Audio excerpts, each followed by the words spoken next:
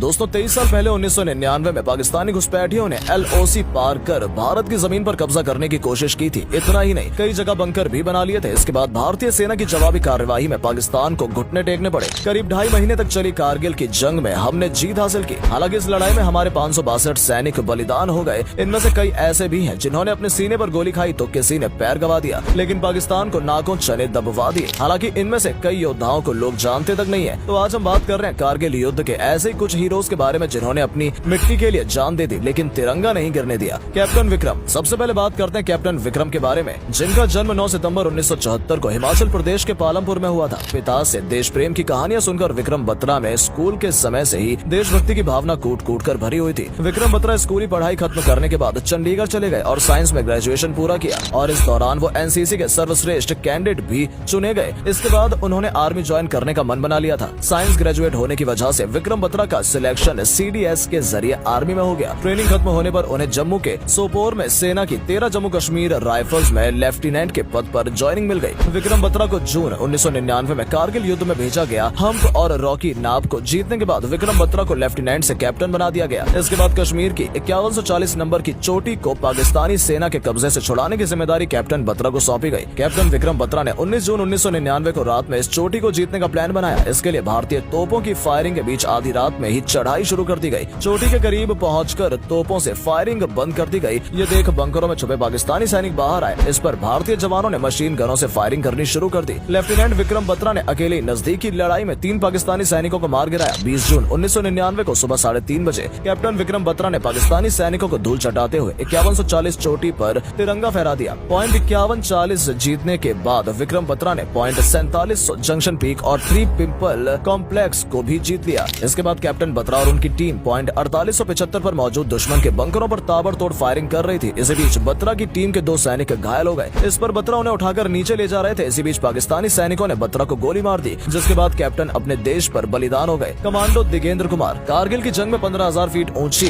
तोलो लिंग पहाड़ी पर कब्जा करना आसान नहीं था। भारतीय सेना ने 3 बार कोशिश की लेकिन असफल रही। इसके बाद 2 जून 1999 को army chief general VP Malik ने राजपूताना राइफल्स के कमांडर से उनकी प्लानिंग पूछी। इसी दौरान 30 साल के कमांडो नायक दिगेंद्र कुमार ने कहा, मेरे पास बेस्ट प्लान है। उन्होंने कहा कि हम उसी रास्ते से पहाड़ी पर जाएंगे जिससे दुश्मन घुसा है। इस पर जनरल ने कहा कि उस रास्ते से तो मौत पक्की है। इस पर दिगेंद्र ने जवाब दिया, सर मौत तो वैसे भी आनी है। इसके बाद दिगेंद्र ने दुश्मन के 11 बंकरों पर 18 ग्रेनेड फेंककर उन्हें तबाह कर दिया। हालांकि इस दौरान उनके सीने पर 3 गोलियां लगी, लेकिन उन्होंने दुश्मन को नेस्तनाबूद कर तोलोलिंग पहाड़ी पर तिरंगा लहरा दिया। दुश्मन की गोली लगने के बाद वो सेना के लिए फिट नहीं रह गए थे। भारत सरकार ने उन्हें महावीर चक्र से सम्मानित किया था। कैप्टन मनोज पांडे। दोस्तों 24 साल की छोटी सी उम्र में अपने देश पर न्यौछावर होने वाले कैप्टन मनोज ने पहले ही कहा था कि मेरा बलिदान सार्थक होने से पहले अगर मौत दस्तक देगी तो संकल्प लेता हूं कि मैं मौत को भी मार डालूंगा। उन्होंने अपने इस कहे को करके दिखाया। कारगिल में खालूबार टॉप को जीतने के बाद उनका जोश, जज्बा और जुनून विरोधी के हर एक हथियार को बौना करने में कामयाब रहा। परिणाम स्वरूप भारत के इस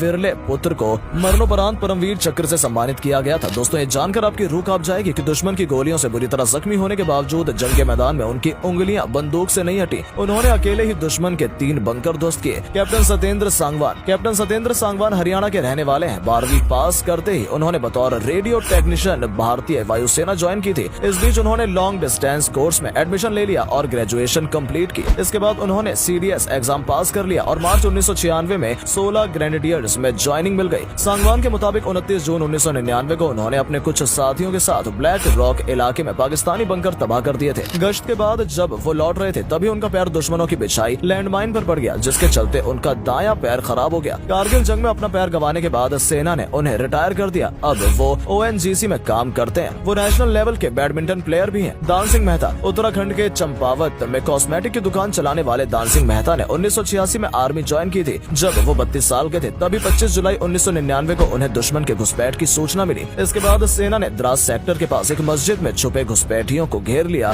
खुद को घिरा देख घुसपैठियों ने फायरिंग शुरू कर दी। इसमें 2 सैनिक बलिदान हो गए। 1 घंटे तक चली फायरिंग में दान सिंह मेहता की टीम ने 3 आतंकियों को ढेर कर दिया। हालांकि इस दौरान उनके सीने में दाएं तरफ गोली लग गई। इसके अलावा भी उन्हें हाथ पैरों में कई गोलियां लगी। इस गोलीबारी के बाद मेहता सेना के लिए फिट नहीं रहे। बाद में वो 2001 में रिटायर हो गए। योगेंद्र यादव। कारगिल युद्ध के दौरान भारतीय सेना किसी भी कीमत पर सेक्टर द्रास की टाइगर हिल पर अपना कब्जा चाहती थी। इसी के तहत 4 जुलाई 1999 को 18 ग्रेनेडियर्स के एक प्लाटून को टाइगर हिल के बेहद अहम 3 दुश्मन बंकरों पर कब्जा कब्जा करने का दायित्व सौंपा गया। इन बंकरों तक पहुंचने के लिए ऊंची चढ़ाई करनी थी। ये चढ़ाई आसान नहीं थी, मगर प्लाटून का नेतृत्व कर रहे योगेंद्र यादव ने इसे संभव कर दिखाया। इस संघर्ष के दौरान उनके शरीर में 15 गोलियां लगी थी, लेकिन वो झुके नहीं और भारत को जीत दिलाई। इतना ही नहीं, आगे एक जोरदार धमाके के साथ कई पाकिस्तानी सैनिकों के चीथड़े उड़ गए। इस बीच योगेंद्र ने पास पड़ी राइफल उठा ली थी और बचे हुए पाकिस्तानी सैनिकों को मार गिराया। योगेंद्र का बहुत खून बह चुका था, इसलिए वो ज्यादा देर होश में नहीं रह सके। इत्तेफाक से वो एक नाले में जा गिरे और बहुत नीचे आ गए। इस युद्ध के बाद योगेंद्र सिंह यादव को 19 साल की उम्र में परमवीर चक्र से सम्मानित किया गया। योगेंद्र सबसे कम उम्र के सैनिक हैं जिन्हें ये सम्मान प्राप्त है। हाल ही में उन्हें रैंक ऑफ हनी लेफ्टिनेंट से नवाजा गया। तो दोस्तों, वीडियो में बस इतना ही। यदि आपको ये वीडियो अच्छी लगी तो इस वीडियो को लाइक और शेयर जरूर करिए और वीडियो का कौन सा पार्ट आपको सबसे अच्छा लगा कमेंट करके जरूर बताइएगा। धन्यवाद।